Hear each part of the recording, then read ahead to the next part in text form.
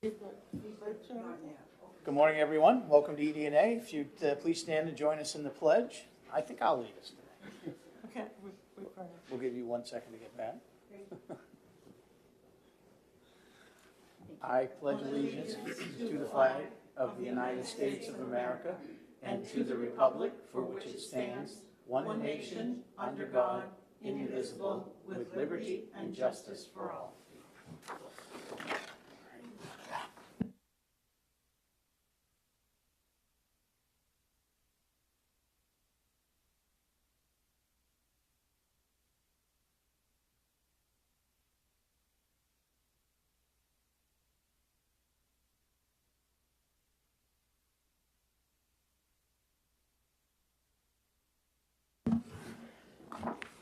We're going to go ahead and open the hearings today for the Senate Executive Departments and Administration Committee, and we're going to recognize Senator Pearl, who was the prime sponsor of Senate Bill 599. Good morning, committee members, and for the record, my name is Senator Howard Pearl. I'm from District 17, and I live in the beautiful town of Loudon, which is one of my 12 towns in the district. I'm here today to introduce Senate Bill 599. This is a real simple bill. It's just moving our fire code up from the 2018 to the 2021 edition. And I know Fire Chief Toomey is here, and he'll explain to you a little bit more of the details of what the changes are in the fire code. But we like to stay within about 3 years behind on the code, and so this will keep us up to that standard that we've adopted in the past. With that, I'll take any questions. Are there any questions? Okay, seeing none. Thank you. Thank you very much. I don't know.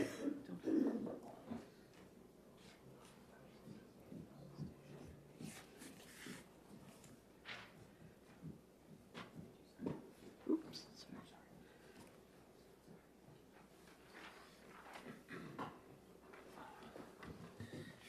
And we'll call Fire Chief Toomey.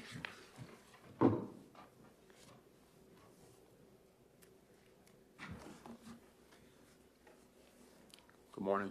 Good morning. Sean Toomey for the record, State Fire Marshal. I sent an email early this morning. I hope to just a written testimony and then the summary of the documents of some backup material for you. So, Senator Pearl, thank you for being the prime sponsor, and Senator Gendreau and Senator Carson also for your support of the State Fire Code.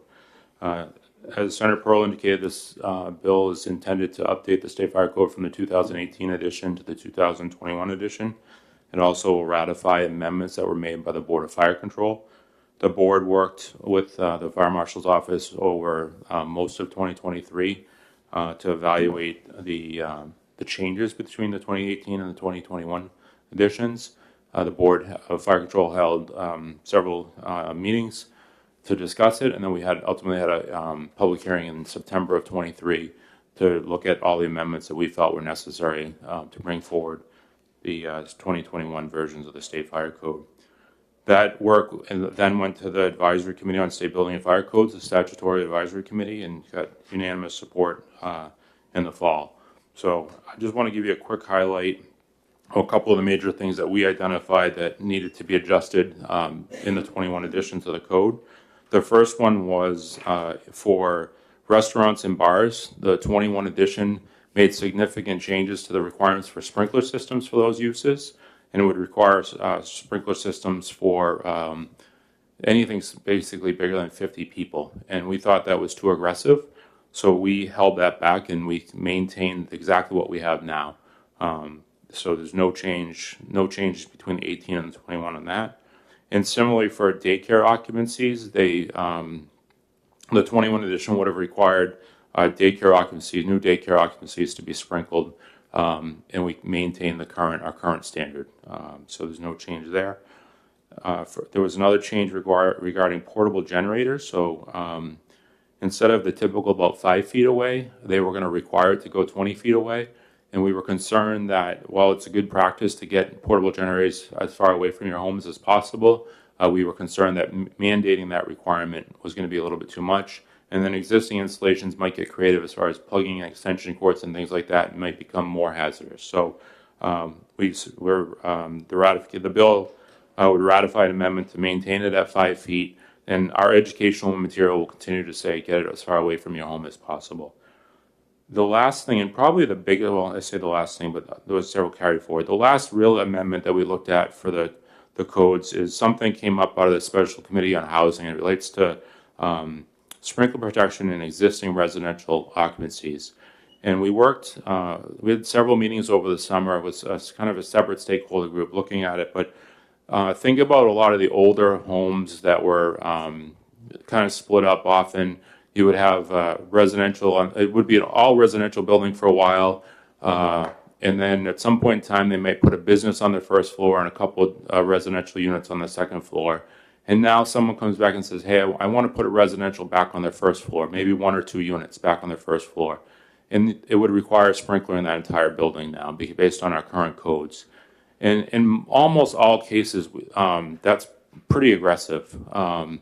Where you have a building next door that's the identical building, has 4 dwelling units in it, and now just because you went from residential to a business use back to a residential use, you have to sprinkle the entire building. So through a whole bunch of work, we came up with an amendment that essentially says that up to 4 units for an existing building that's renovating in that sort of arrangement would have to meet the existing residential code for sprinkler protection. So the only time a sprinkler would be required in a up to 4 dwelling is if there's a really unique situation that's challenging, like egress things or something. That's probably the best way. Is there's something very unique that would drive that as a extra protection that would be required instead of overcoming a weird egress situation. It's probably the biggest one I can think of. But generally speaking, the ratification of the bill that is before you is to allow up to 4 dwelling units in an existing building to be non-sprinkled.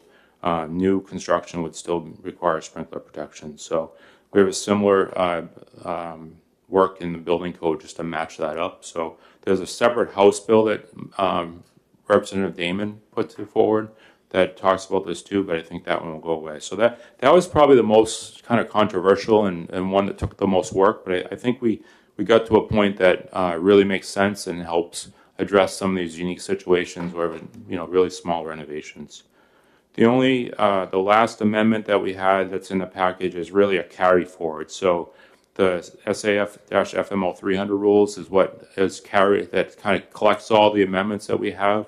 And it is anything from making sure that NFPA has its own its own building code. We obviously want us to follow our own international building code. So we direct people to that.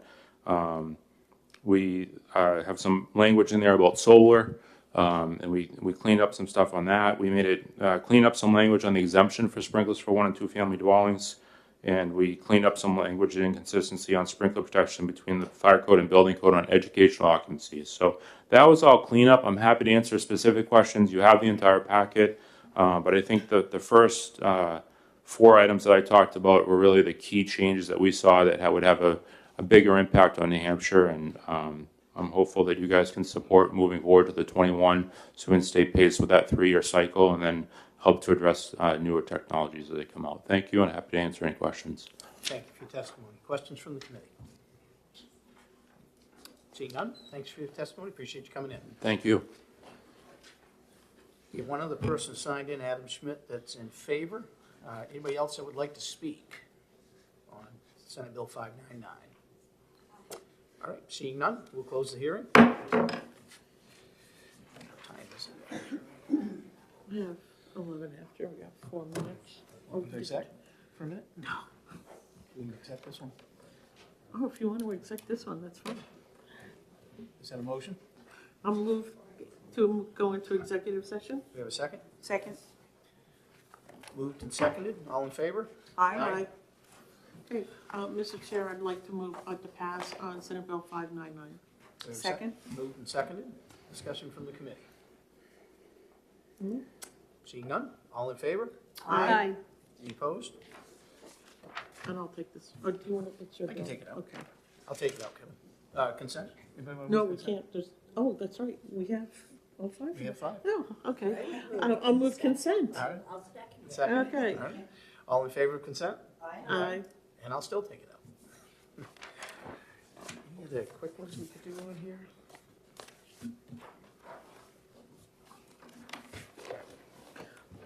Welcome to the committee, Yes. Senator I Rosenwald. should recognize Senator Rosenwald. My apologies to just sitting in today and for Senator Perkins Quokka. Do you want to do 300, the first one? Do you want to do that one? We can. Okay. I know Senator Rosenwald won't be happy, but I'm going to move ITL on Senate Bill 300. I'll second. The reason I'm moving this is I've worked with Fire Marshal Toomey, and I've looked back into the history of the issues that have occurred related to the install and the licensing and the install of the heating systems oil fired.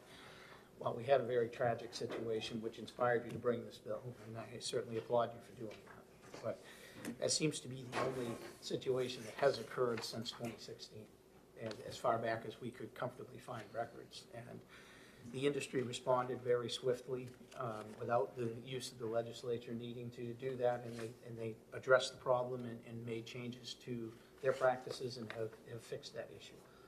And I think the industry has been very responsive, and it doesn't appear to me at this time that we need to move this legislation forward. So that is why I've suggested ITL. Further comments from the committee? Senator Rosenwald? Thank you. I appreciate your comments. I'll be voting against this Understood. motion. Some years ago, maybe 15, a young child died in a gas explosion. And we all of a sudden required licensing for gas fitters and plumbers. This is a more gentle approach. It's voluntary.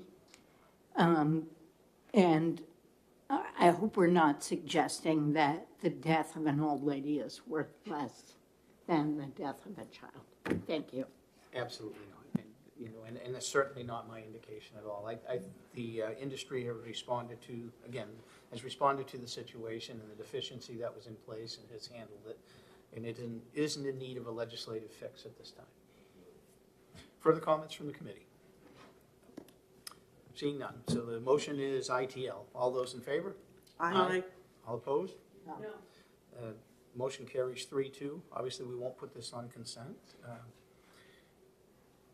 You guys want me to take this up? Yep. Or would either of you? Okay, I'll take this up. You did the, Absolutely. I make a motion to come out of executive session. Second?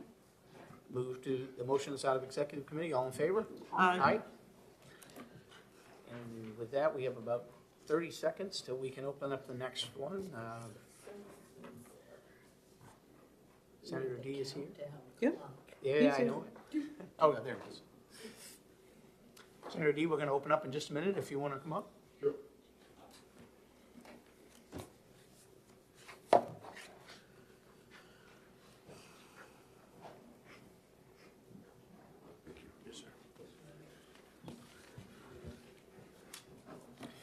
Yes, sir. I'll give you this one back, too.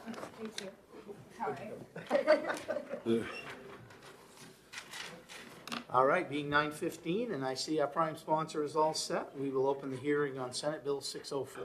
Senator D'Alessandro, welcome to EDNA. Thank you, Mr. Chairman. For the record, I'm Senator Lou D'Alessandro. I represent District 20, Manchester Wards 2, 3, 4, 10, 11, and 12. And I come before you as the prime sponsor of Senate Bill 604 FNA. As many of you know, years ago, I sponsored the death benefit bill for a police officer, fireman killed in the line of duty. It was my honor to do that, and obviously the thing that we don't want to see is anyone killed in the line of duty. It's an awful situation. But we had an unusual circumstance at New Hampshire Hospital, where an individual was killed in the line of duty, but was not a sworn police officer at the time. And as a result, the death benefit bill did not apply. It just seemed to me and my colleagues, we've got a cast of almost 24 on this piece of legislation, that indeed something had to be done. And I want to make it clear, it wasn't at the request of the family or anything like that. It was an initiative created within this legislature by my colleagues in the Senate, and I'm sure there will be colleagues from the House who will support this, to do the right thing. And we talk about doing the right thing, and this is the right thing to do.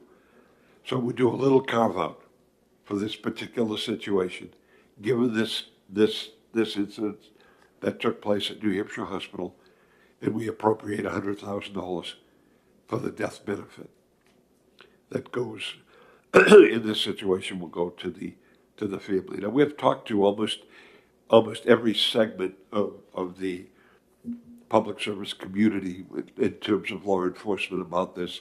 We'll run it by everybody so that we had unanimity in terms of support for this piece of legislation.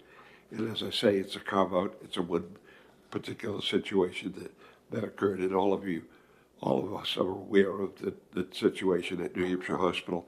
And by the way, that's been rectified. We have a better security situation that's in place at the present time. And that was obviously developed as a result of this particular situation. So with that, Mr. Chairman, I think you got the full scope of the issue, and I'd be more than happy to address any questions that anyone has. Thank you. Well, thank you, Senator, for bringing this bill in. So in listening to this, it got me to thinking. I mean, this was a tragic incident that occurred. Yes. It certainly was. And as I look around, there may be other people that are working in security, like our own State House security team here, who could potentially fall under this not being a sworn officer at the time of an incident. And I'm wondering, would you be amenable if we took a look at, on this bill, while passing this bill, if we also added a element of like a study committee to look at what we need to fix to make sure that if another incident like this occurs, that we'd be able to respond to it without having to have legislation. Would you be amenable to that? Sure. Thank you, Mr. Chairman. I think that's a great point, because things have changed. Mm-hmm. All right, and we never had armed security at the State House. We always had a retired trooper who was here. That has been the process over the years. When I first came here, there wasn't any security at all. We didn't have anything like that. The world has changed over a period of time, and there are others who will fall into this category and will need to be taken care of. So I think it's a great idea if a study committee were put together to look at this situation and to come up with something that addresses that situation in the future. Right? It's a great idea. And again, circumstances of the day call for something like this. We have witnessed more shootings of this type around the country in the past years that never occurred before. And indeed, we got to look at these things. Thank you. Excuse me. Further questions from the committee? Senator Altshuler. Thank you, Mr. Chairman. Thank you, Senator D'Alessandro, for leading in bringing this piece of legislation forward, and I'm honored to co-sponsor with you. And I'm struck by the idea of creating a look at how we might apply something like this in the future. And I believe it's vitally important to not look only at what do we do when someone gets shot, but the prevention of them getting shot in the first place. We cannot continue wringing our hands and coming up with new death benefits without doing some serious reflection and work on how somebody like the person who shot Officer Haas was able to get a hold of a firearm in the first place. So I'm interested in what you're talking about with a genuine reflection on how we got here and not just ignoring the past to add more firearms and death benefits to the future, because we don't have to live like that. He did not have to die like this. Did you have a question for Senator D'Alessandro? I am expressing my support for your amendment and hope that you will add this piece to it as well. Okay, we can have And further, thanks Senator D'Alessandro for bringing this forward. we can have further discussion in exec session on, on that topic. Further questions for Senator D'Alessandro? Seeing none, thank you for. Thank you very much. Thank you for bringing this bill. You're welcome. As I said, our colleagues deserve a pat on the back for Judy. It's a worthy cause, and as I said, it's nice when we do the right thing. It makes us all feel good. Thank you. Thank you.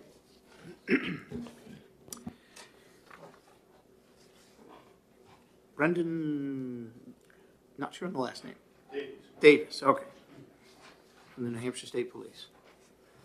Great troopers. Yes, welcome to E EDNA. Thank you, ladies and gentlemen. My name is Brendan Davey. I'm a captain with the New Hampshire State Police. I'm the commander of Field Area 1, under which the State Office Complex Police Force falls. I was in command of that area on November 17th, the fateful day of the events that precipitate this very good piece of legislation as far as the New Hampshire Department of Safety is concerned. We support the legislation, and in support of that would state that Security Officer 2 Haas, though unarmed, was a very important piece of the security picture at New Hampshire Hospital at that time. Though paid for by Department of Health and Human Services, he was an employee of the Department of Safety and had decades of service. He gave the lion's share of his adult life in the service of others, particularly with a focus on their safety. And so Department of Safety strongly supports this legislation. I thank you for your time. Thank you. So you heard my question to Senator D'Alessandro.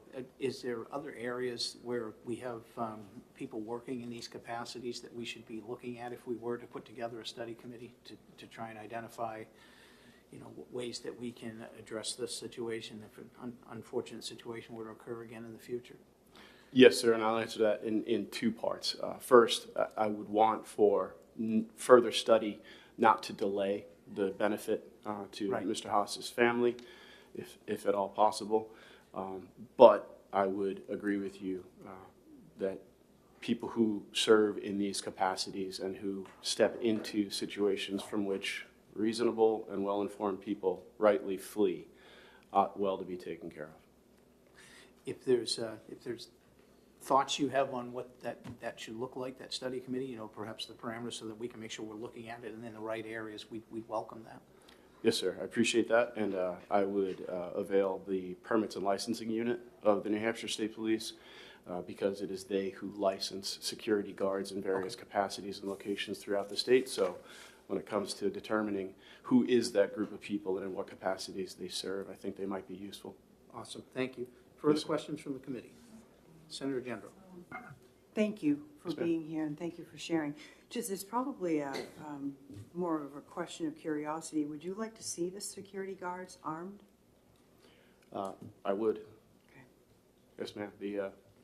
The only potential solution to what happened there would have been for an armed person to be present and to greet that threat at the earliest possible opportunity. Good, thank you. Yes, ma'am. Further questions? Senator Altshuler. Thank you very much, and thank you since the topic was broached. Would you agree that perhaps the armed person who shot at Officer Haas should not have been armed? Yes, ma'am. Thus, meaning Officer Haas could have continued doing his job unarmed. Had we done prevention work? Given what, and I will, I'll qualify my response by saying I'm not an expert. I'm not thoroughly schooled up on all of the factors that exist here. That said, we live in a free society where most people have the ability to be armed, and there are exceptions to that rule. When people land within one of those exceptions, then they ought not be armed, and we ought to have protections in place. Yes, ma'am. Further questions?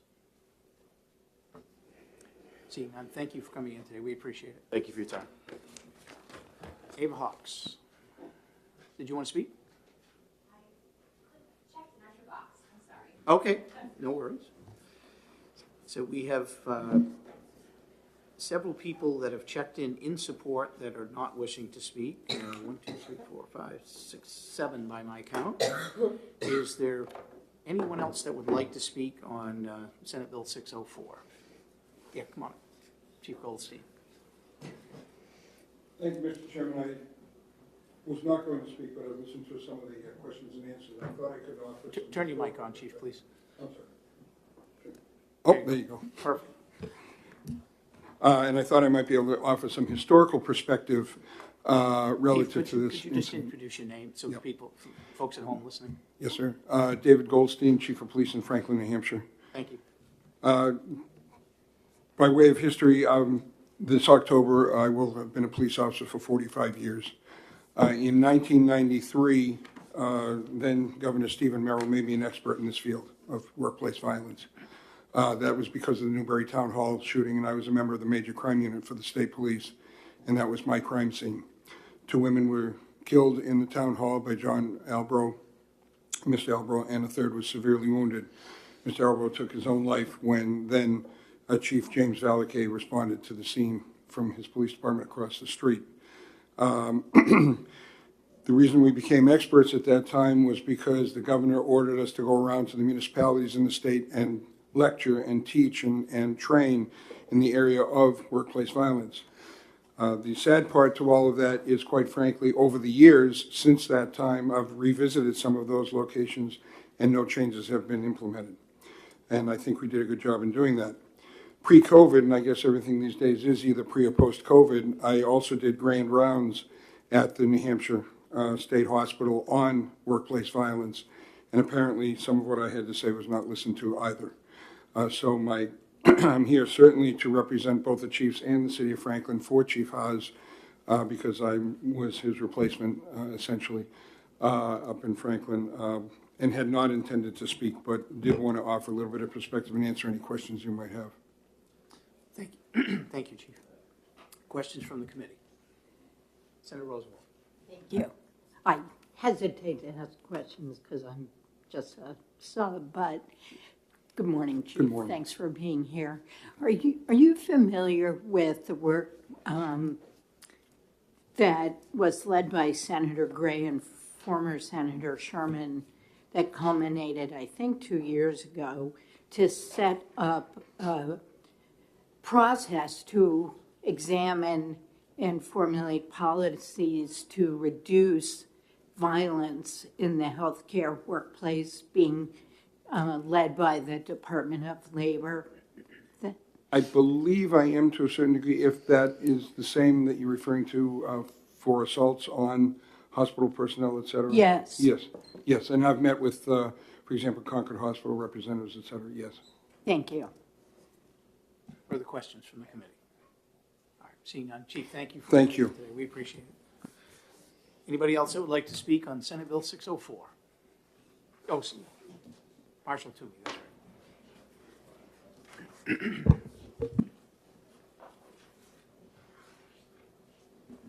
Good morning again. Sean Toomey for the record, State Fire Marshal.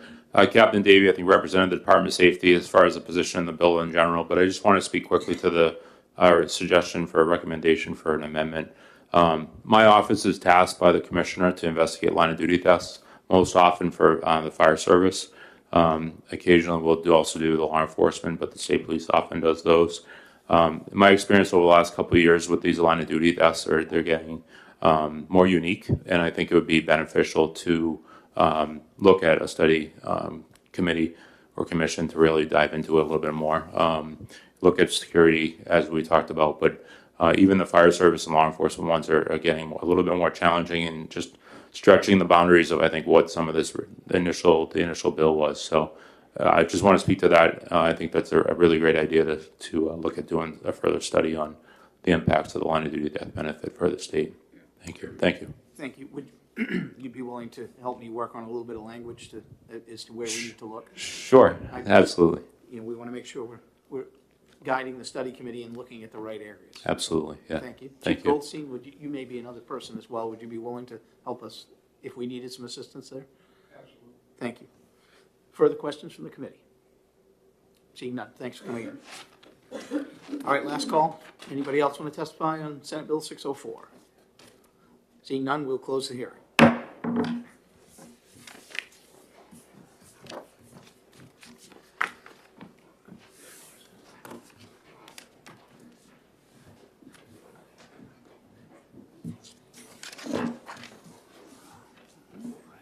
All right, Senator Chandley is here, so we will open up the hearing on Senate Bill 600 and recognize the prime sponsor, Senator Chandley. Welcome to EDNA.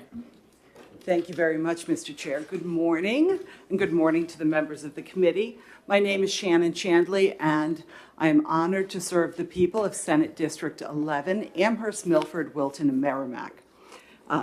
I come before you this morning to introduce Senate Bill 600, which is relative to the Board of Pharmacy. This bill would, essentially, the main portion of this bill is to add to the Board of Pharmacy a pharmacy technician. I learned fairly recently that there are no pharmacy technicians on the board, even though the board does license and certify. They are licensed and certified through the Board of Pharmacy. In fact, because the way the law is written, they're actually expressly forbidden from being on the board, or essentially forbidden from being on the board. Currently, the board consists of pharmacists and a member of the public. But the member of the public cannot be anyone or the spouse of anyone who has any dealings with pharmacies. So that what happens is pharmacy technicians cannot serve at all on the very board which certifies them. So the issue was brought to my attention, and I reached out to a number of folks who seem to think this is a good idea, it is reasonable, and it is certainly only fair that the board which certifies pharmacy technicians include a member of that profession. I'm happy to take any questions, and I do know there is some testimony here, and I believe you have received written testimony from other folks. Thank you. Thank you, Senator, for coming in. My first hesitation is always making an even number of board members, because we end up with a tie situation sometimes. And so I will say that, I don't know, in the past I have, we had another bill similar last year, and we actually added another member to make it 7. So I don't know how we want to look at that, but I'll just tell you that is a concern of mine always when I look at these. I appreciate that concern, and I believe that we may have to make certain adjustments. It is my understanding, and I am not entirely sure because, but it's my understanding that there may be a little bit of a discrepancy right now as to how many members are supposed to be on the board. I do agree with you that 7 can be preferable to 6 in the event of a tie. So I will leave that to your discretion, but I certainly do hope that you will find in favor of adding the pharmacy technician member. The other thing that I noted, it's, you down on line 20, it says the pharmacy tech has been a pharmacy tech for at least 10 years. That seems like a little bit of a high bar to me. Is there a reason you chose 10 years? Yes, thank you. You and I are thinking quite along the same lines. When I originally submitted the bill, my thoughts were, I was originally thinking when I was trying to draft the bill, I was originally thinking perhaps we did 5 years and 3. I think 5 years experience in this state for 3 years. But I heard back from the pharmacists that since these are the requirements for pharmacy, that for the pharmacists, they are required to have 10 years experience and serve for 5 years, that they thought that would be appropriate. And I'm not opposed to that, but I'm also open to the suggestion that perhaps it needs to be slightly shorter. That seems to be consistent with the other membership of the board. I'm okay with it. It just stepped out. Thank Other you. questions from the committee? Seeing none, thanks for coming in. Thank you very much. Jordan Hudson, is that right? Yeah, okay, come on up. Turn your mic on, please. Good morning, Chair and the committee. My name is Jordan Hudson. I'm an advanced certified pharmacy technician, and I am in favor of adding the certified pharmacy technician member to the New Hampshire Board of Pharmacy. Pharmacy technicians are a pivotal key to running an efficient and successful pharmacy. With the core knowledge base of pharmacy operations, federal and state laws, and pharmaceuticals, having a certified pharmacy technician serve on the board would not only be progressive, but an opportunity to have a perception from an individual who would be affected by new actions put forth by the Board of Pharmacy, but would otherwise not have a say in said action. Over the years, pharmacy technicians have continually proven and demonstrated that they are prepared to take on advanced roles, such as the new certification. During COVID-19, especially the authorization of technicians being able to administer vaccines proved that they are capable and willing to step up in the name of patient care. Pharmacists and certified pharmacy technicians actually administered more than 270 million vaccines by the end of 2022, and since then have been authorized to administer flu vaccines.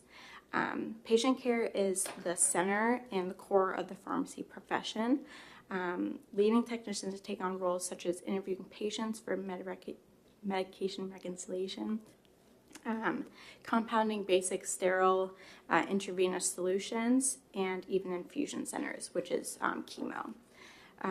They serve on hospital committees and lead teams of pharmacy professionals.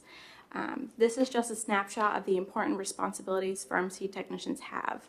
With that being said, they are now taking on more responsibility than ever before, with a total of 16 states now having a pharmacy technician serve on their board of pharmacy. Thank you for the opportunity to testify. Thank you.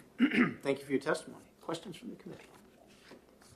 So you heard my questions to Senator Chandley about the 10-year and 5-year. You're comfortable with that? You feel that's okay? Absolutely. I had a little bit of controversy over that because I feel like 10 years is a lot, especially with how much you learn as a certified pharmacy technician within such a short amount of time. But I do think it is appropriate, especially if it's in line with the pharmacists. So if, I think of the right way to ask this question, as a pharmacy tech, is Yes. that, when you become a pharmacy tech, do you tend to stay in that role throughout your career, or do you move for further schooling and up to a pharmacist? I guess my question is, if we're setting the bar at 10 years, Yes. and in the role or the goal of many pharmacy techs is to move to a higher position, would we have anybody that would stay there and even be eligible for that? So, personally for me, I love being a pharmacy technician. I have no,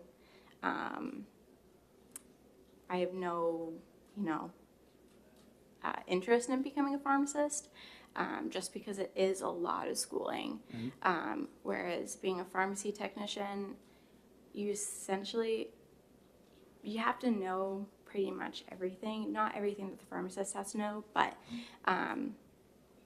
you have to know everything, essentially.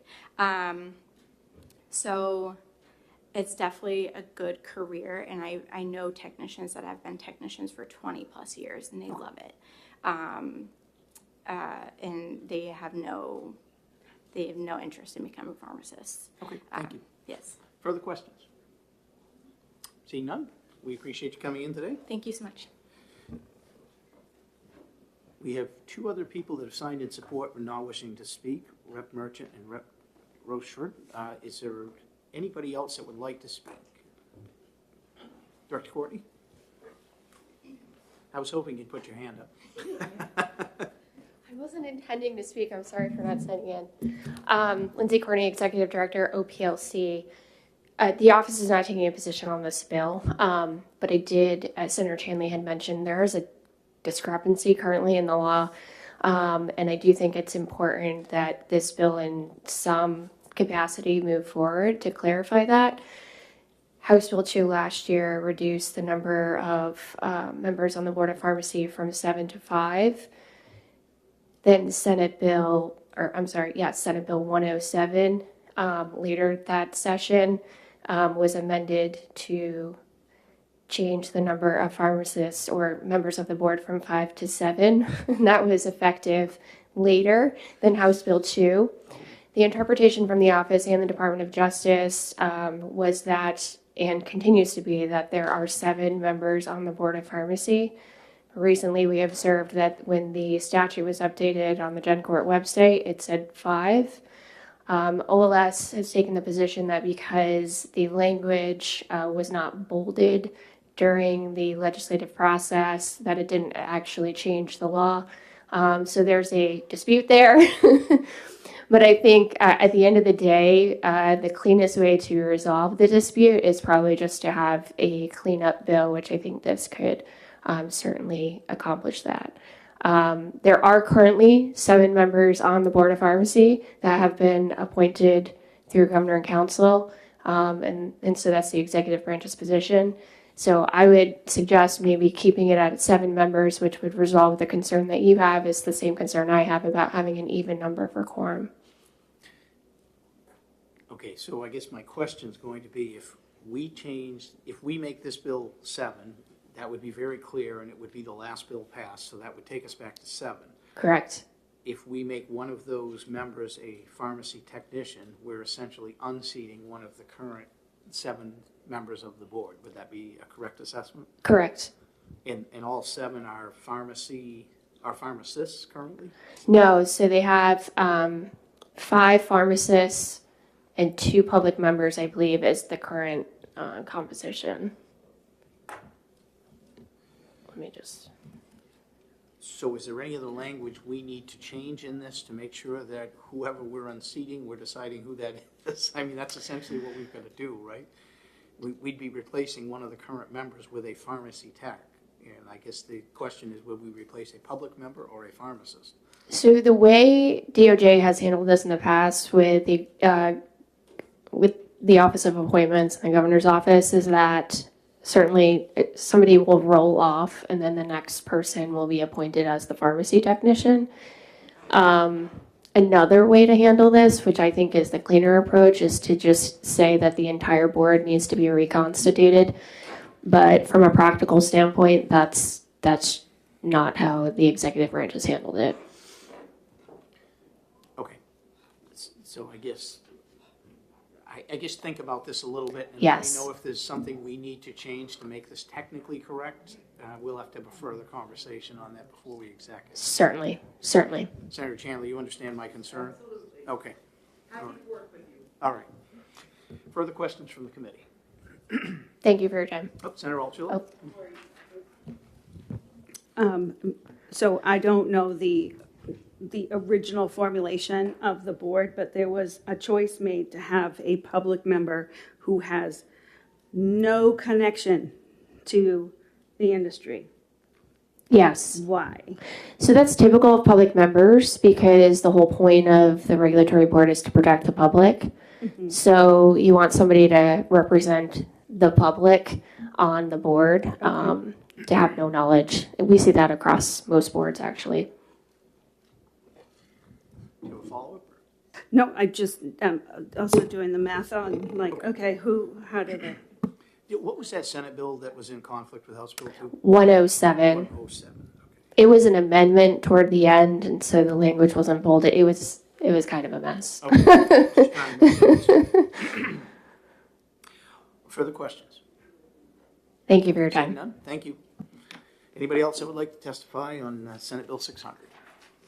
All right, seeing none, we will close the hearing.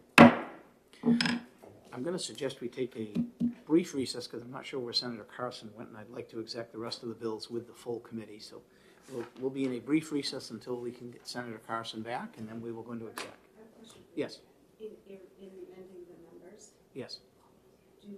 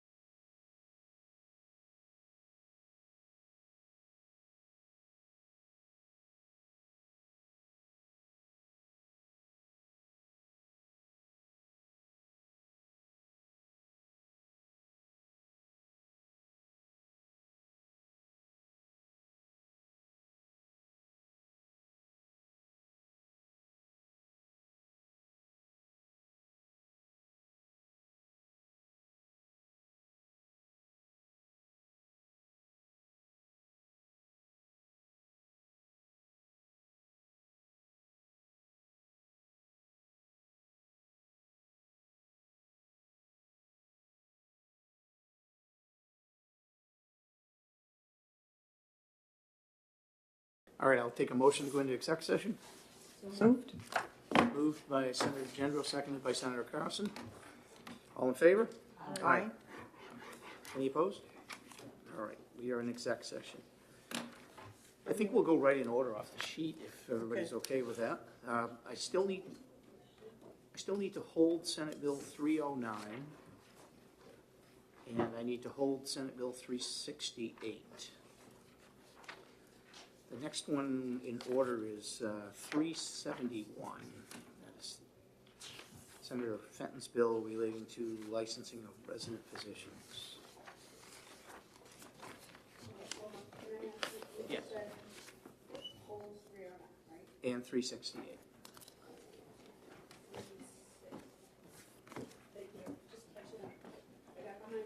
That's okay. I try not to go too fast. Mr. Chair, I'd like to move up pass on 371. I'm sorry?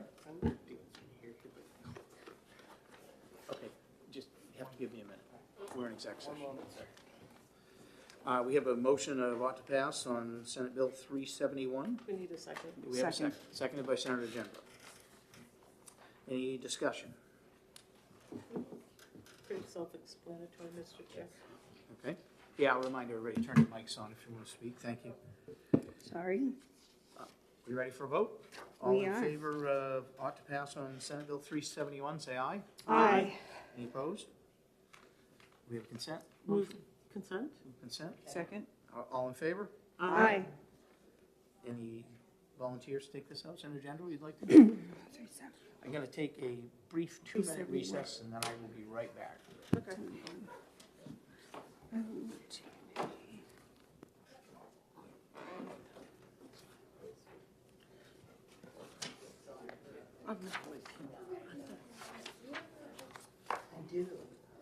Yeah, is it on your desk? That's the problem when we have so many papers. Yeah, yeah, that's it.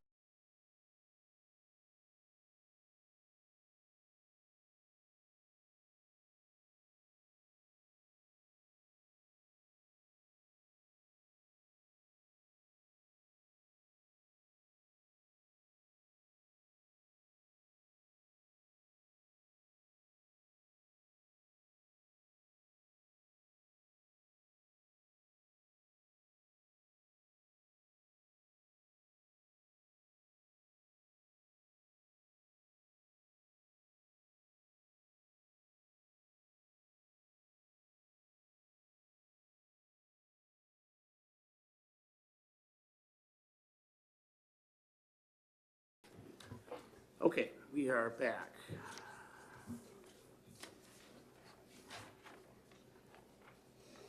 Get myself back up to speed here. All right, 373 is Senator Avard's building code bill, and he asked us to hold that one. 437 is the next one. That's Senator Carson's bill. Did you have a motion you wanted to make on that? I'm looking here for 37, I can't find. Yes. I have to go through and. It's okay? We'll take just a second. I know Oh, yes, relative to, I'd like to move on to pass on Senate Bill 437. Second? moved by Senator Carson, seconded by Senator Gendro. Any discussion from the committee? Senator Carson, turn your mic on, please, if you do want to talk. Mr. Chairman, this bill came because of an issue that happened. We went ahead and really it clarifies the intent concerning the RSA's governing local changes to building codes. It also closes some loopholes. And so this bill will also aid the Fire Marshal's office as it carries out the task assigned to it by the legislature. And I'm hoping that everyone can support this bill. Further discussion from the committee? Senator Rosenwald. Thank you. We had a letter, I think it's relevant to this bill, from Senator Shaheen's office about money that is available for energy projects that would not be workable if this bill passes and Senate Bill 373 doesn't include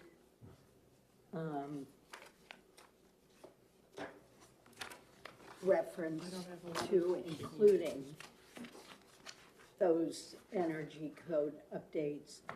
And for local municipalities, I think it was over $5 billion of competitive grants that at least 4 or 5 of our municipalities are interested in applying for, plus state money. Fire marshal shaking. So, I just, no, I'm not a permanent member of this committee. I okay. want to raise this because I'm going to bring Marshall Toomey up to Yeah, address and it. I'm always concerned about leaving money on the table I that our understand. communities want. I'm also concerned because if Senator Shaheen had a letter, as the bill sponsor, I never saw it. Yeah, I We got it. just got it like late yesterday. I'm looking for it on my phone. Okay. Marshall, I haven't seen any of it either, but there's brick funding that can be impacted by not staying current with the codes. This bill that is being discussed right now has to do with local amendments. I don't see that there's a connection between the two. Senator Avard's bill that's being held, which advances the codes, and then there's a House bill that was heard yesterday, that I could see having impacts to potential future funding. But I don't see the connection with this current bill and relative to local amendments. This is really a cleanup, kind of a reset, and from how the local amendments are supposed to be processed. So that's would be my kind of understanding. Okay, I'm sorry, I can't That- find it that's okay. on my phone and I forgot Senator to Olson? print it out. Yes, I would, so I'd like, it was just the appropriate time to introduce the amendments that we have in front of us. Well, the motion is on to pass. It is open for an All amendment. right, I'd like to move amendment 0155H that we got during the hearing from Representative McWilliams. Amendment 1059. Oh, amendment, nope. State Building Code, yeah. RSA. Do you have one? I don't, You don't have one. actually, I have an amendment from you. Right. 459. Correct. Do we have another amendment? I'm not aware of one, Senator. Do you have one? 459. I think Oh, is that's this for in the wrong- 373. No?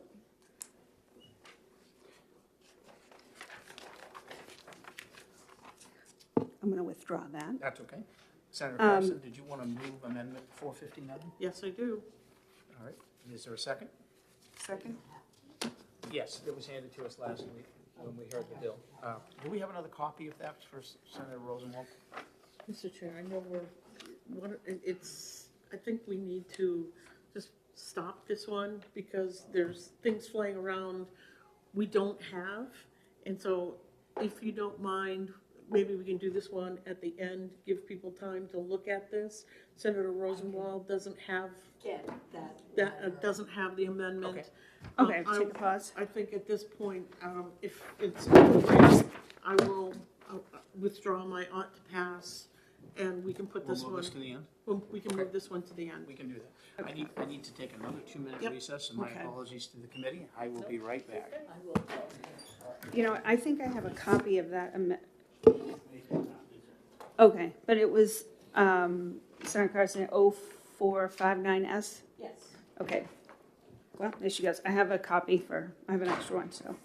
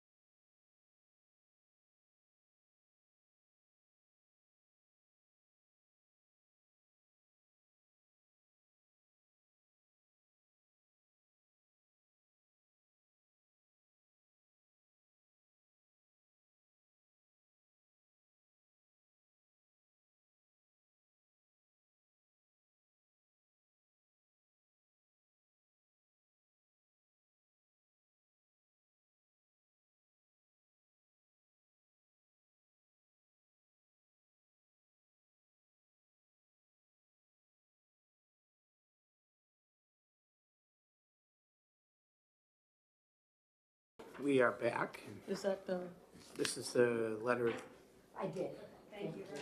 Senator Rosenwald, this is the letter that being distributed that you Yes. were referring to? And it wasn't 5 billion, it was 530 million. All right, this is relative to Senate Bill 373 and House Bill 1059, so it is not relative to 437 that we're currently working on. Okay, sorry. That's okay. We'll keep that in queue for the other bill. Okay. All right, so we've all had a chance to review Senator Carson's amendment so I guess we've had our motion withdrawn. I'm going to start again. Is there a motion on Senate Bill 437? we'd like to pass? Do we have a second? Second? All right, and Senator Carson has an amendment she'd like to move. Yes, it's amendment number 0459S. Do we have a second? Second? All right, Senator Carson? Thank you, Mr. Chairman. As I had spoken earlier, this amendment really, and the bill, seeks to close a loophole.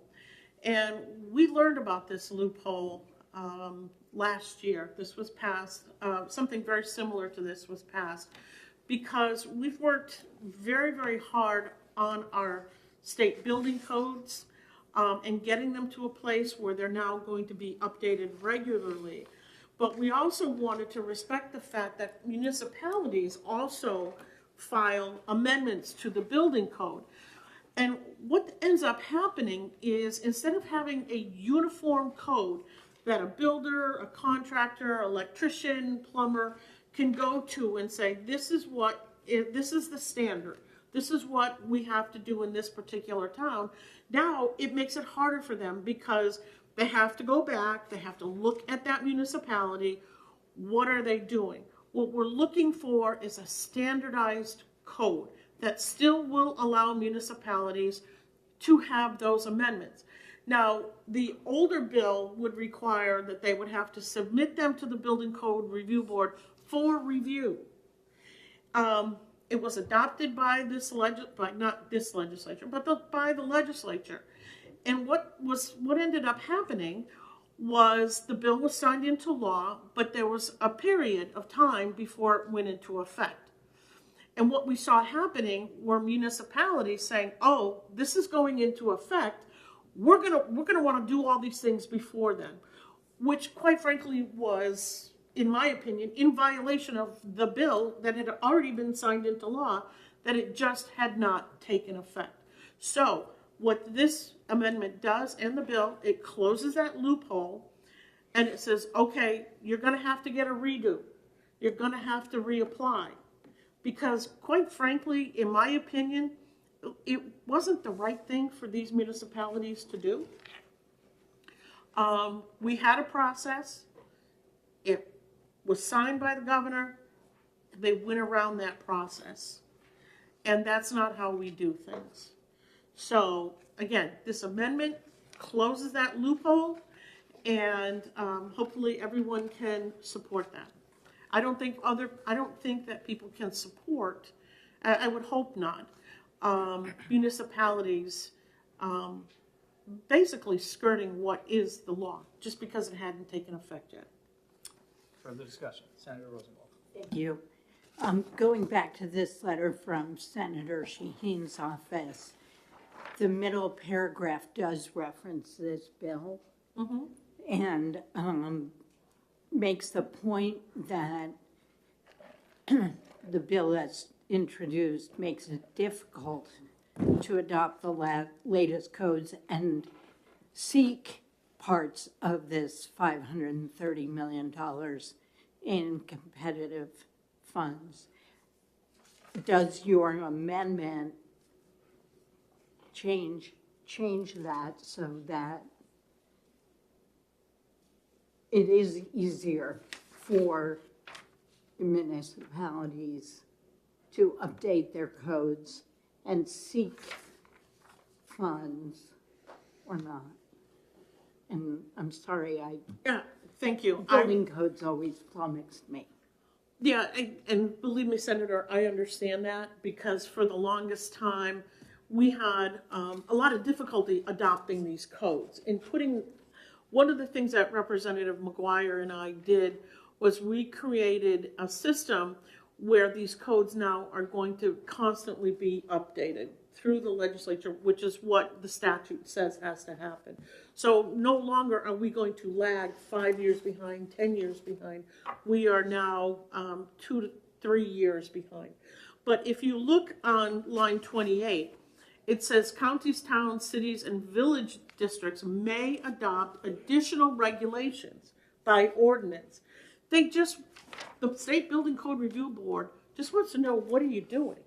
It's not going to stop them. They can still apply for it, but there's now a process. So the State Building Code Review Board can now keep track of all these amendments that are coming through. That's one of the things that we really thought was very important, because you will have a builder go into a community, doesn't realize that they've updated some of their codes while the next town over hasn't. And they can reach out to the Building Code Review Board to see which have been amended, even before they go in to complete a project. So it doesn't stop a municipality for making amendments, doesn't stop them from applying for grants. It just puts an additional step in there. That's all. Thank you. You're welcome. And additionally, if you look from lines 16 to 24, it even provides a mechanism for current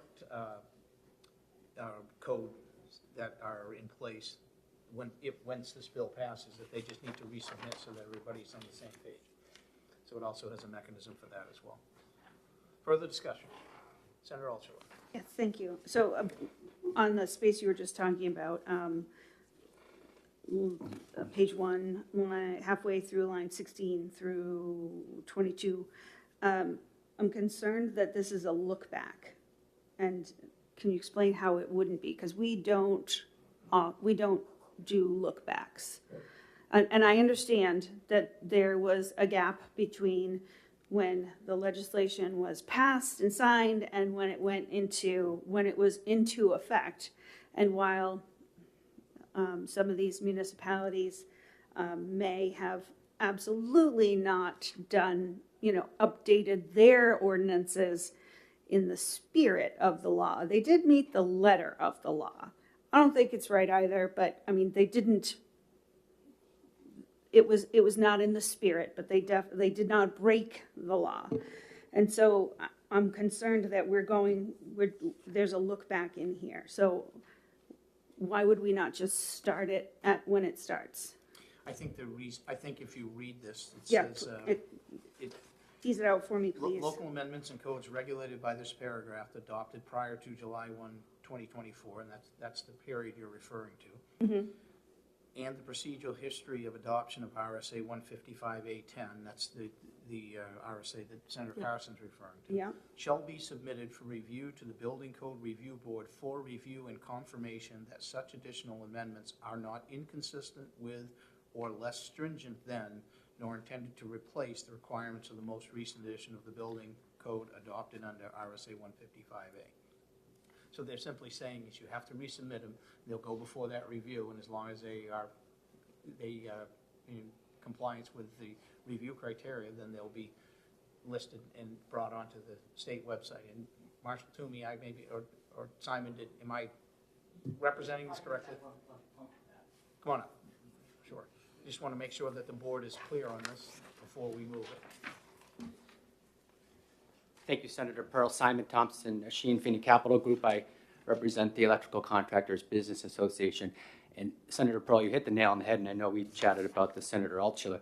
And the reason for that is to make sure that some of the amendments that did get adopted at the local level are not less stringent than the building code, because some of them were less stringent, which is, you can't have that. So all this bill says is re-review them, send them to the Building Code Review Board so they can review them to make sure that some of the things they adopted aren't less stringent, because they were. And just correct me if I'm wrong, but I believe that was the process that was supposed to occur anyway, correct? Yes. And it didn't occur Yes. in all situations, and this Right. is just bringing that up to compliance of what already was in place. Yes, and for those instances, they don't need to go through the town meeting or city council process Yeah. again. Right. Okay, Just, thank you, Simon. just hit send to the Building Code Review Board and let them do their work. Thank you for clarifying. Senator Altshuler, did that answer your question? Almost. So I guess I'm still not there with on 19, where it says, I'm sorry, which line? 19 on page 1. Yep.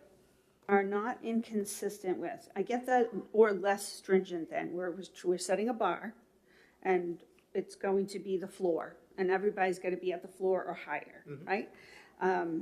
And when we say are not inconsistent with, and then on the second page, on page 2, not in conflict of.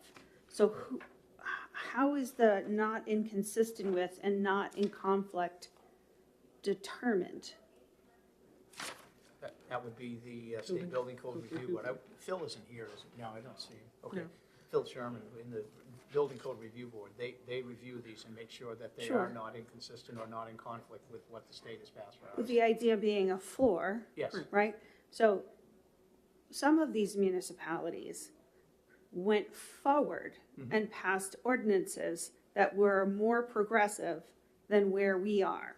Would that And be so would that inconsistent? be inconsistent? And then you'd be asking them, how do we, that would be in conflict. It's not wrong, because our codes are going to get there. We're behind.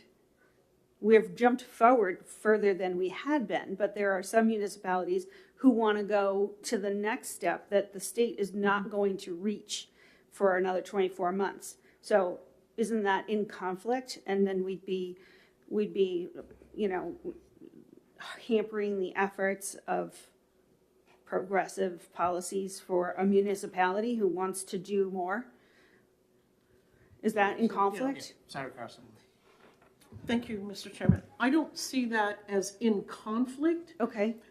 I see it that these municipalities took advantage of a loophole, and they went ahead and they adopted policies that went far beyond what the State Building Code Review Board Right. has said, this is where we're at.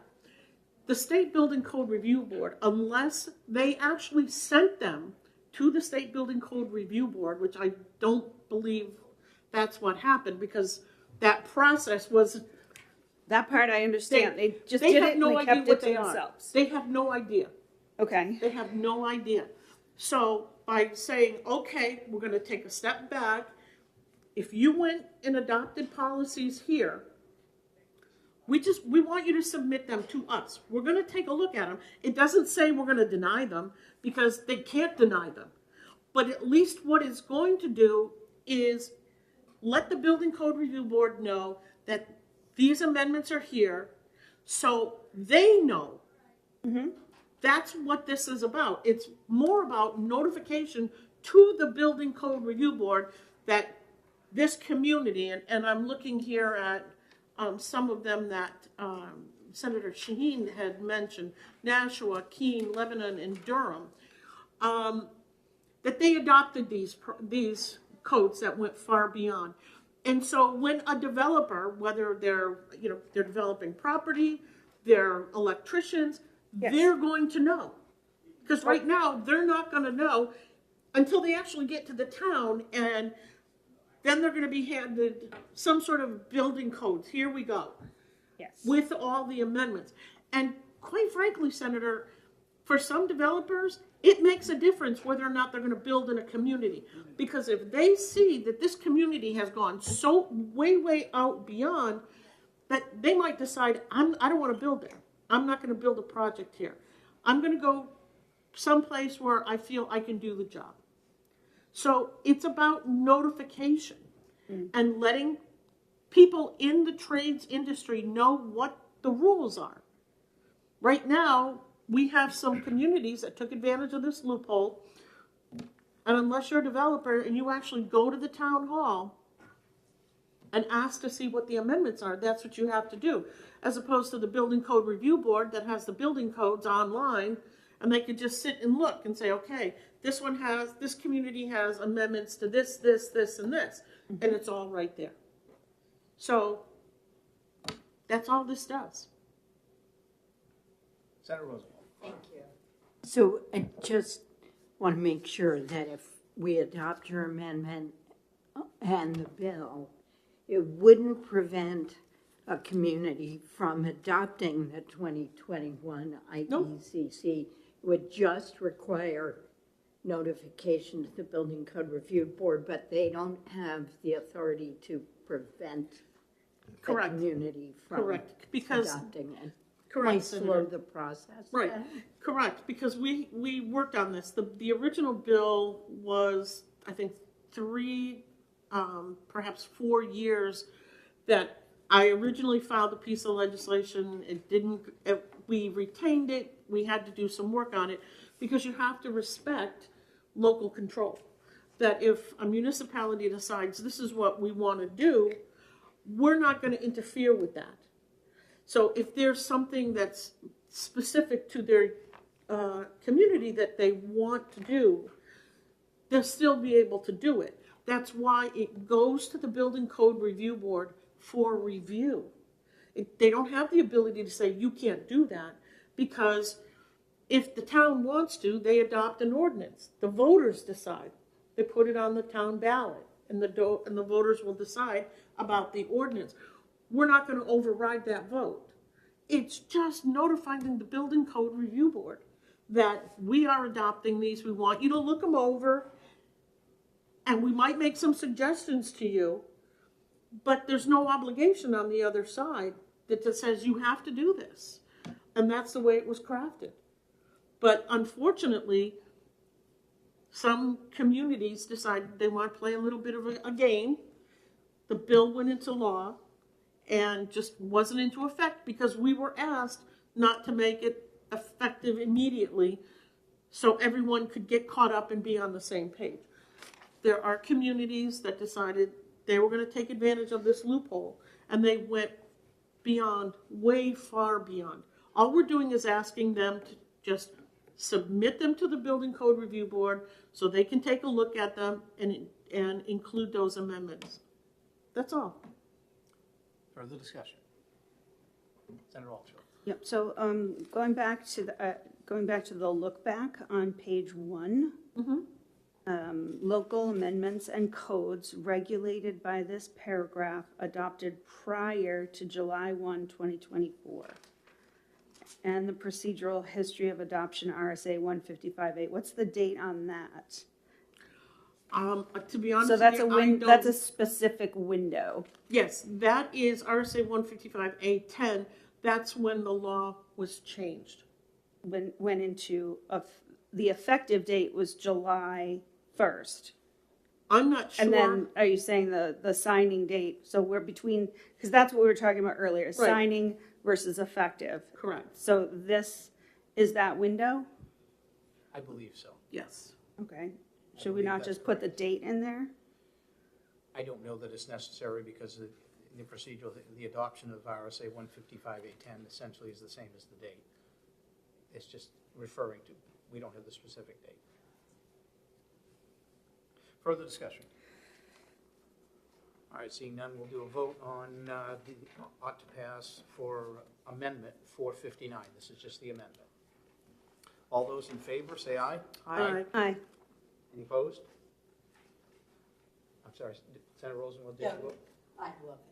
Okay. So fine. I just wanted to make sure I heard.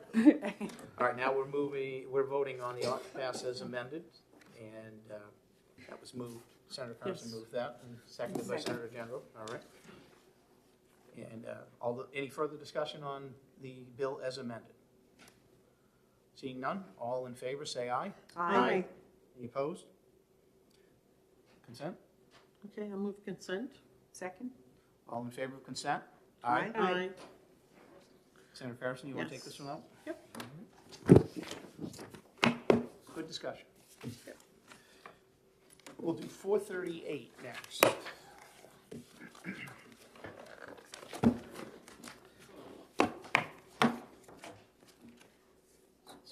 I will move interim study. What is 438? This is Senator General's bill. 438. The problem is I didn't put them in the order. Oh, this is the timber. Yes. I'm moving interim study. Do we have a second? Second.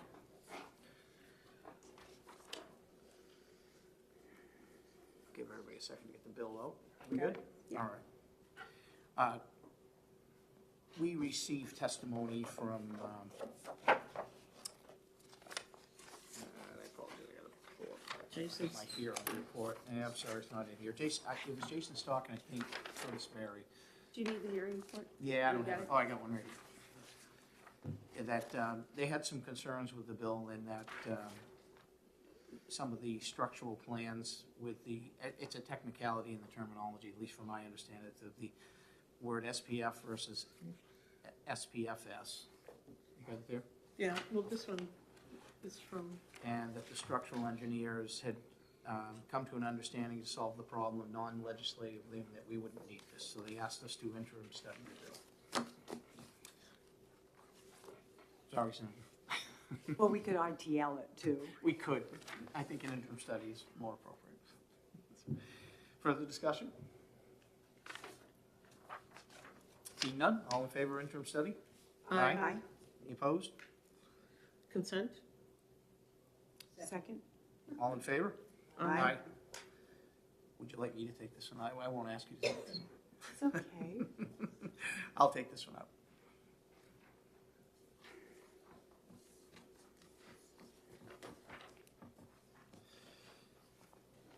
Okay. 478, I need to, Senator Carson, you still want to hold that, is that correct? Yes. She's still doing some work on that. 478 old? Yep. Yep. Old? Then 479 is the next one. That was Senator Ricciardi's bill. I will move on to pass. Second? And a second.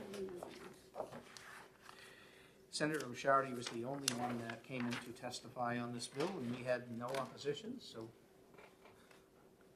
I am fine with moving this through.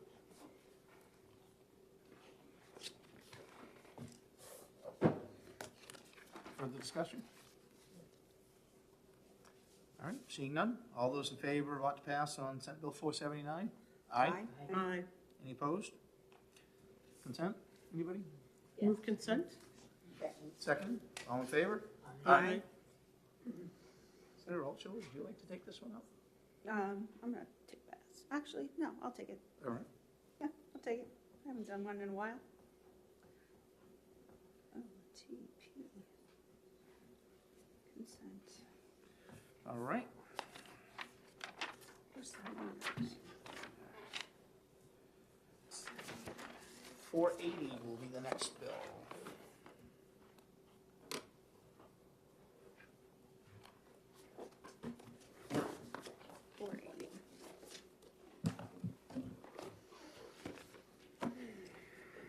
Senator Carson, did you have a motion you wanted to make on this one?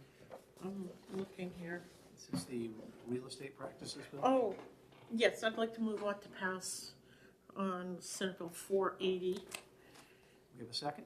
Second? Senator Carson, I know you want to speak to this. Yes, thank you, Mr. Chairman. Both sides on this bill, OPLC and the realtors, have been working on this.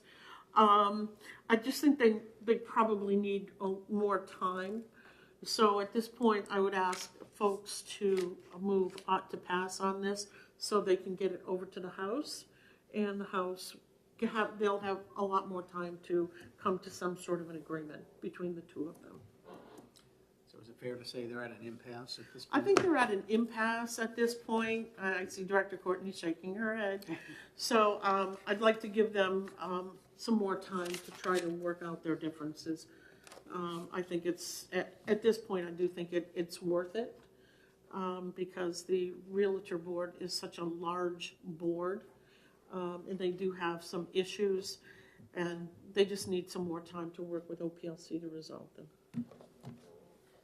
Senator Rosenwald, did you have a? Well, I had a question. I read the bill and the hearing report last night, and I realized that OPLC needs positions, but they're not funded in this bill. So is that what you think is going to happen in the House? Thank you for the question. I'm not sure what they will do. I'm looking more at the policy rather than funding, because I think if it does need funding, perhaps it's something that they can work with, rather than, we don't really know too much. I don't believe this one had some sort of a fiscal note on it. I'm Just trying, looking. yeah. Is this gonna go to finance? I don't. Yeah, it does. It does have a fiscal note on it. But again, I'm hoping that they're gonna be able to work out the policy, because the policy is what's driving the funding. So I'm just more concerned about that, as opposed to the funding. And it could very well be that if we pass it, it'll go to finance, Senate Finance, and you folks will have an opportunity to look at it. I think that's what she's worried about. Well, my question is to you, Mr. Chair, could you make sure it does go to Senate Finance so that we take a look at? I can certainly put in a request to the Thank you. chairman of finance, and Thank you. I think he'll take it anyway, because I think the fiscal note is high enough. Okay. Yeah, I believe yeah, it would be within the policy of the finance committee to have a look at. yeah. If I may, Mr. Chair, I had hoped that they would have been able to work out the policy issues. So again, it's gonna keep it in the pipeline, it's gonna keep going. So hopefully they will have an opportunity to maybe work out some more of those issues. Thank you. And sometimes it works as a little bit of a lever to get people talking again when it passes the policy committee. Yep. So, further discussion from the committee? Seeing none, all in favor of ought to pass? Aye. Opposed? Move consent? Move consent, do we have a second? Second? All in favor? Aye. Senator Carson, do you want to take Yeah. this one out? All right. Senate Bill 481, I want to hold this because I want to talk to Senator Perkins Cook, and she's not here before we move it forward. So I would like to hold that until she is available to have a conversation.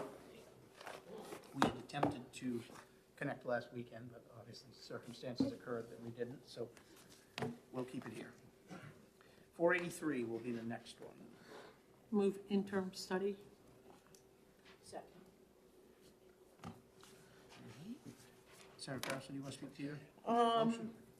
I think this is well intended, but I think it's not ready to move forward at this point in time. I think a lot of work needs to be done on this bill.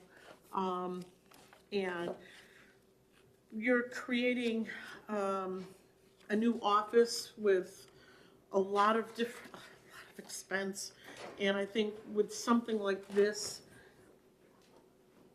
it really should be done in a budget year as opposed to anything else. So I think it would send a message by interim studying that this bill does have merit, but it's just not ready to come forward at this time. And it should come forward in a budget year. Further discussion? Seeing none, all in favor of interim study on Senate Bill 483? Aye. Aye. Any opposed? Move consent? Move consent. Do we have a second? Second. All in favor? Aye. I'll take this one, Mr. Chair. All right.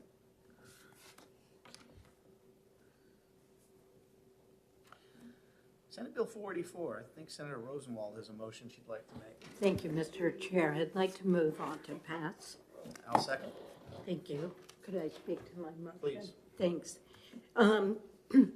This bill is a revision from last year that attempts to attain a better balance between patient privacy and public health. The form that is completed by the hospitals is so complex and convoluted. It provides necessary information for the birth certificate, which is the official record, and DHHS and other departments as well, but particularly DHHS, needs access to that information to verify eligibility for public assistance programs and child support, things like that. This bill makes no changes to the access to the birth certificate and all, but what it does is disentangle the personal identifiable health information from the birth certificate. And it eliminates some of the identifiers of individual mothers and babies that we collect and distribute to state government that is beyond what is required by the federal government in order to obtain public health grants. It maintains only what is necessary to obtain about $10 million a year in grants. And I think that the department's testimony about access to information to the birth condition screening program was incredibly confusing because they will have access to the birth certificate, so they will know when a baby is born. They have 24/7 access to that. And they actually get copied on the reports of the screening, so they know who the baby is, who the parents are, where they live, and they get a copy of the results of any screening. So maybe it's another step for them to look at two different reports, but they will still be able to follow up on that time-sensitive information if a hospital or a doctor doesn't order that birth screening, which has to be done pretty quickly. They will still have the opportunity to follow up. I know they like having access to all this other information, but I think our constitutional change in 2018 made it clear that Granite Staters do not want this kind of intrusion in their personal lives. So I think we've got a good balance here, and I hope the rest of the committee will go with me. Thank you. Further discussion from the committee? Seeing none, the motion is ought to pass on Senate Bill 484. All those in favor, say aye. Aye. Any opposed? Your consent. Consent is moved. Do we have a second? All in favor of consent? Aye. Is it appropriate, Senator Rosenwald, for you to take this out where she's only a one-day member of the committee? No, probably not, but. Why not? It's your bill. Because look at it. Look at You it. could. All right. Look at it. Stays on consent, nobody will have. That's true. See, All right. if she wasn't on the committee today, she'd That's have to true. take it off. All right, you got it. It's yours. Thank you very much. You're welcome. Senate Bill 485, Senator Carson, we still need to hold that one, correct? Yes. Okay. I know there's work there. Senate, Did you say hold on 45? hold on Yep. 485 and 485. hold on 487. This is another one Senator Yep. Carson is working on. Wait, 47, didn't we just interim study that? No. No. What's it? For 38 we did. Oh, I put it on the wrong space. That's sorry. okay.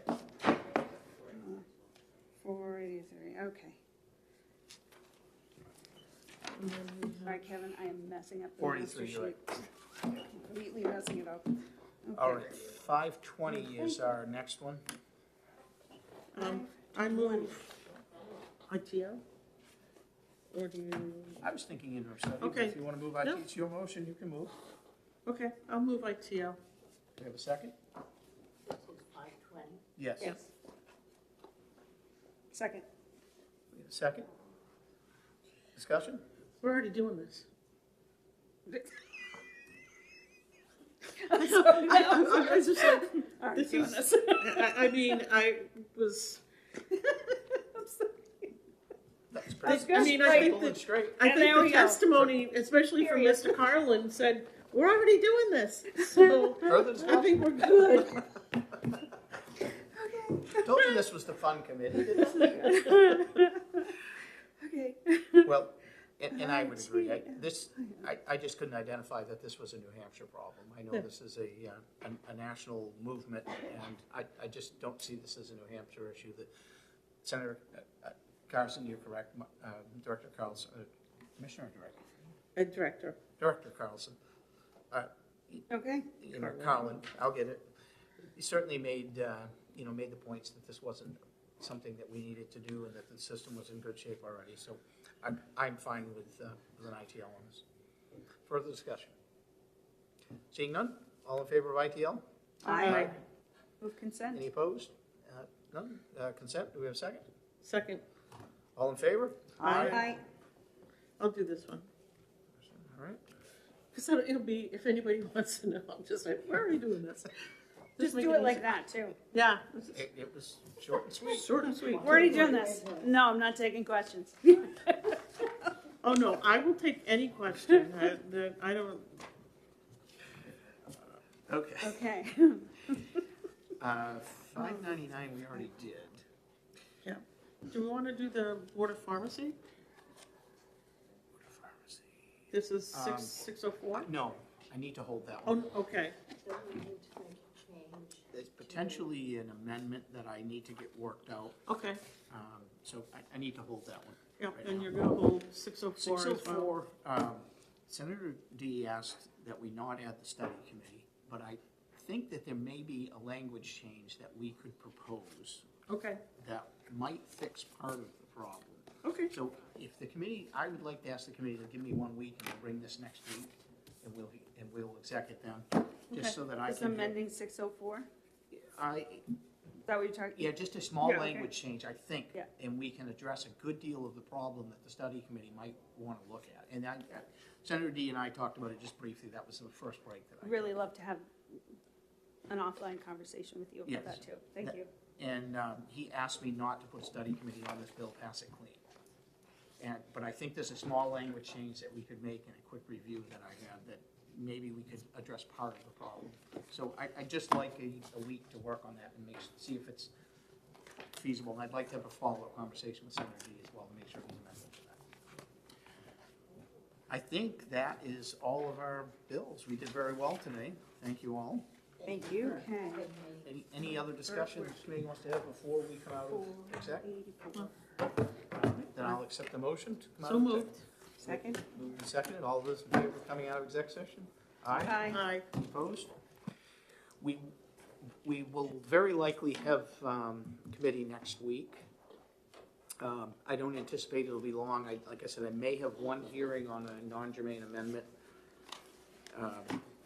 Not sure how that's gonna work out yet. Do you want to meet at 10 instead of 9? We could meet at 10. We have very small amount of exec work to do. Would the committee prefer to meet at 10 next week? Well, if they're not on that one. Sure. Sure, why not? Oh, wait, next week, the 21st? Yes, I know we have session in the We have afternoon. session at 1. Yes. We're really, we gonna whip through, what, you think we're gonna whip through We don't everything? have a lot to do. I mean, I honestly think we could be done in an hour. So if you'd like, I can move us to 10. You just invited like 90 people to show up to a hearing right there. What Awesome. did you do? All right.